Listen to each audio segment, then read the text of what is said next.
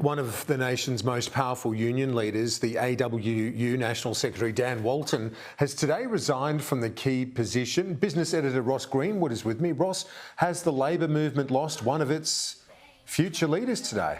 It might very well have done so, Kieran. This is pretty significant news, not only for business, but also quite clearly for the Labor movement itself. Dan Walton has probably been really one of the most outspoken, but also one of the real statesmen for the union movement over the past few years. And some of his views have probably gone against hardcore Labor Party policy, such as his support for the gas industry, and also even calling for Australia to investigate having a nuclear industry here.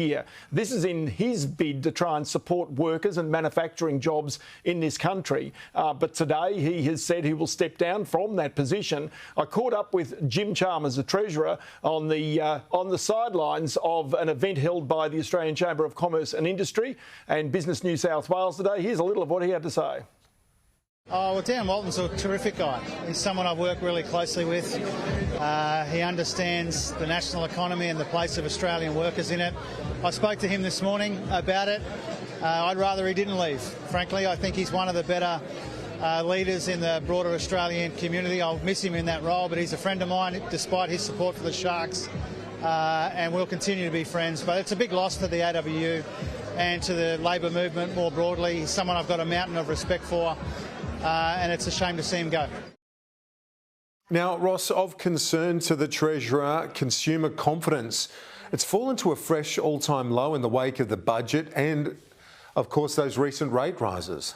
Yeah, that's true. So today the Westpac Melbourne Institute Consumer Survey came out and indicated a big fall of 7.9 points to its all-time low. Now, you could see last month there was actually a bounce when the Reserve Bank kept the interest rates on hold, but this has evaporated pretty rapidly in this past month. And of concern here is really it was renters. It's those with mortgages who have actually really been sort of caught up in much of the sentiment that's actually falling, as you can see, pretty significantly here from where it was back in the middle of 2021. So the issue is whether this actually plays out into consumer spending, which it often does, and indeed in terms of the confidence that people have got. Oddly enough, if you go and have a look at the auction markets over the weekend, they were super duper strong. So on one hand, you've got this consumer confidence at all-time lows, and yet still people are prepared to pay record prices for houses in many parts of Australia. Yeah, it's quite a paradox. There's no relief for those consumers, the RBA saying it's prepared to go again.